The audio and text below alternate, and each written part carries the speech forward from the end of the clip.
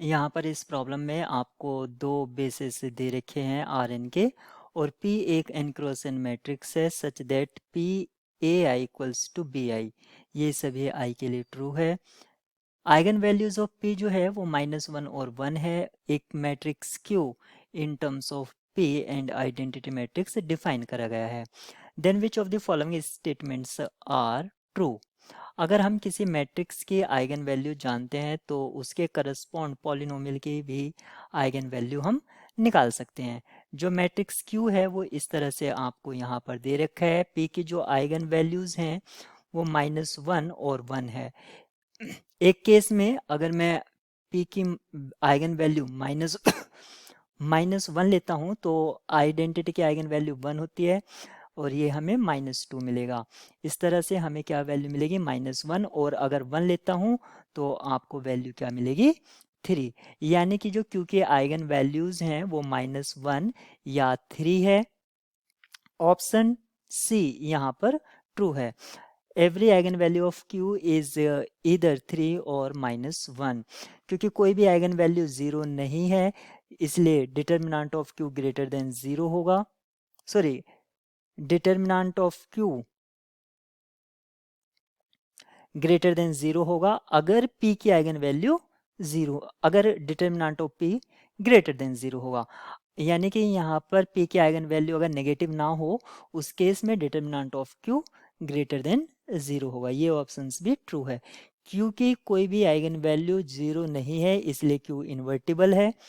अब हमें यहाँ पर देखना है is also basis of v। हम यहाँ पर जानते हैं कि एक बेसिस की इमेज भी बेसिस होती है।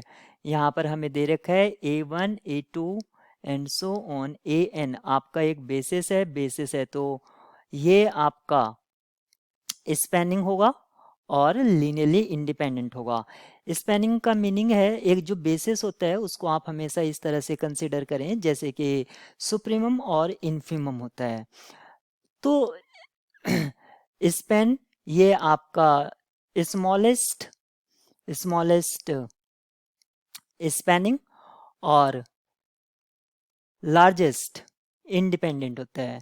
लार्जेस्ट इंडिपेंडेंट, जैसे कि ये आपका इन्फीमम होता है लार्जेस्ट लोअर बाउंड, और सुप्रीमम क्या होता है स्मॉलेस्ट अपर बाउंड। तो ये हमारा बेसिस है। अगर मैं इस पर क्यू अप्लाई करता हूँ यानी कि इनकी इमेज देखता हूँ तो क्या इनकी इमेज होगी, जैसे मैं A1 को यहाँ पर पुट करूँगा तो QA1 ये क्या हो जाएगा, QA1 होगा IA1 प्लस 2 टाइम्स PA1, और यहाँ से आइडेंटिटी से तो वही रिटर्न हो जाएगा, तो ये हमें मिलेगा A1 प्लस 2 टाइम्स BI या B1। तो आप देख सकते हैं इस तरह से हमें ये एलिमेंट फर्स्ट मिला।